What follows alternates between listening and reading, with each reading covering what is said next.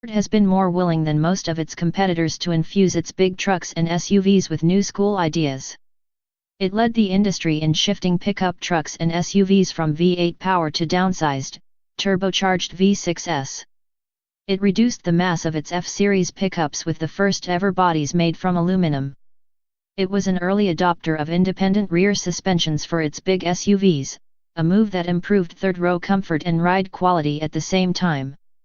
How would Ford's new school thinking play out in the first all-new Expedition in 11 years? Now that we've put some miles on one, we know, it seems more old school than new. That's not entirely a bad thing, but it's not the outcome we were hoping for, especially given how much we like its F-150 pickup cousin enough to make that model a 10BEST trucks and SUVs winner. Something old, something new. Ford held to the old school, big SUV blueprint by again basing the Expedition on a heavy, truck-type steel frame, but, as with the F-150, the new model has been pushed further toward modernity with an aluminum body. The lighter bodywork has helped slim the top spec, four-wheel drive Expedition Platinum by 238 pounds compared with the last generation Platinum we tested, even as the new truck has grown 4 inches in length. The old Expedition already benefited from the third-row space advantage of an independent rear suspension, which allows a flat floor all the way to the rear. And the previous Expedition switched to a twin-turbocharged 3.5-liter EcoBoost V6 back in 2015. Both of those features are carried forward, although the V6 now is based on the latest version of that engine that powers the F-150 and the new Lincoln Navigator.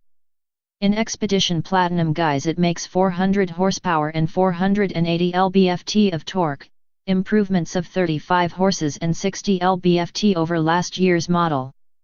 The XLT and limited models get the same 375 HP, 470 lb-ft output as in the F-150. Bolted to the torquey V6 is another leading-edge component, a new 10-speed automatic CO developed with General Motors. Expeditions with four-wheel drive can tow up to 9,200 pounds. Greyhound, look out, the Expedition aces the primary mission of every big SUV, which is to serve as a bus, with room for a horde of passengers and their cargo. It's a half-foot longer than a Chevrolet Tahoe, and its voluminous interior offers comfortable seats and stretch-out room for adults in all 3 rows. That's something the standard-length Tahoe, GMC Yukon, and Cadillac Escalade, all of which still employ space-sapping solid rear axles, can't match. Our Platinum was equipped with optional second-row captain's chairs, making it a 7-seater. A 3-seat, second-row bench is standard on all Expeditions. If that's not enough space for you, there's a huger, stretchier, long-wheelbase Expedition Max, what used to be called the L, that is almost as long as the Chevy Suburban/GMC Yukon XL/Cadillac Escalade ESV. In this opportunity to bring the new Expedition up to date in terms of infotainment, connectivity, and safety systems.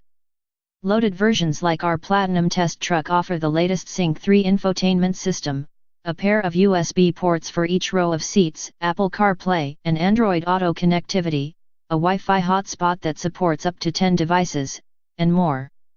A full suite of driver aids is available, including front automated emergency braking with pedestrian detection, lane keeping assist, and adaptive cruise control.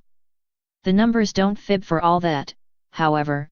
The Expedition's new school thinking doesn't pay the dividends we anticipated.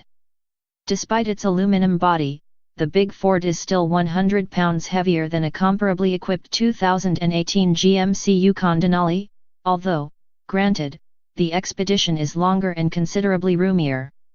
The Expedition's EcoBoost V6 powertrain is smooth and powerful, but the truck is virtually no quicker than the 6.2-liter V8 powered GMC, and the Ford's promise of improved fuel efficiency may be illusory.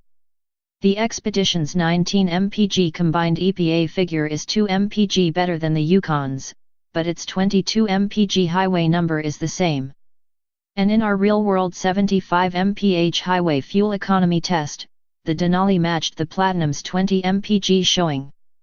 If the Expedition is good at being a bus, it also handles a little too much like one. We didn't think it was possible, but the Expedition actually drives bigger than it is, while the Yukon and the Tahoe manage to drive considerably smaller. Yes, we know that attacking corners is not exactly a priority for buyers of big SUVs.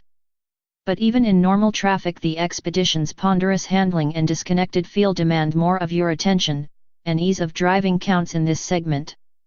The F-150 is far less ponderous despite its solid rear axle and structure-reducing separate cab and box. The Expedition does ride smoother than the Tahoe and the Yukon Denali, however.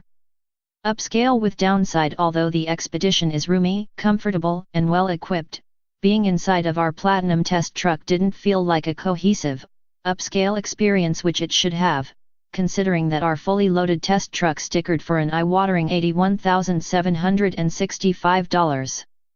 The base rear-drive XLT model starts at $52,890, the Platinum starts at $73,905. The Platinum's soft leather seats and handsome door panels are made of premium materials, but their effect is compromised by cheap-looking plastics elsewhere. The clunky trim around the large HVAC dash vents is particularly egregious, and a center stack that seems like it's out of a vehicle costing half as much. We've got your new school right here. The Expedition may be brand new, but the SUV that shows how new school is done actually has been around since 2013, the Mercedes GLS class, formerly known as the GL. Almost as roomy as the Expedition, the V6-powered GLS 4504 MATIC matches or exceeds the Ford in almost every area. Its unitized construction makes it about 500 pounds lighter, it drives 2 size classes smaller, and it's deliciously luxurious inside. All that and a big 3-pointed star in the grille for $6,500 less than a 4-wheel drive Expedition Platinum with no options. We'll wait for a comparison test to render a final opinion on where this new Expedition fits into the big SUV hierarchy. But our first impression is this: new school or old school. It seems the Expedition may need a little more school before